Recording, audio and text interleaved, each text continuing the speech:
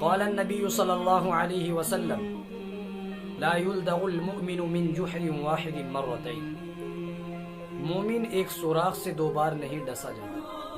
قال النبی صلی اللہ علیہ وسلم آیت المنافق 3 اذا حدث كذب واذا اؤتمن خان واذا وعد اخلف۔ نبی کریم صلی اللہ علیہ وسلم نے حدیث پاک کے اندر منافق کی 3 علامتیں بتلائی۔ پہلی علامت ہے وَإِذَا وَعْدَ أَخْلَفَ، جب وعدہ کرے تو وعدہ خلافی نہ کرے۔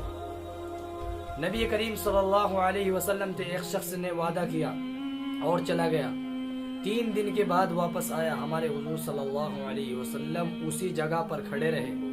حضور نے فرمایا اگر تو قیامت تک نہ آتا تو مجھے وہیں پاتا۔ دوسری علامت ہے اذا حدث کذب، جب بولے تو سچ بولے، انسان ہمیشہ سچ بولے۔ دنیا کے اندر جو شخص جھوٹ بولتا ہے معاشرے میں وہ برباد رہتا ہے، ذلیل و رسوا رہتا ہے۔ تیسری علامت حدیث پاک کے اندر آتی ہے وَإِذَا اؤْتُمِنَ خَانَ، جب کسی کے پاس کوئی امانت رکھی جائے، کوئی چیز گروی رکھی جائے تو اس میں خیانت کرے۔ قال النبی صلی اللہ علیہ وسلم الحسن ظن المؤمن، مسلمان کو مسلمان کے بارے میں اچھا گمان رکھنا چاہیے۔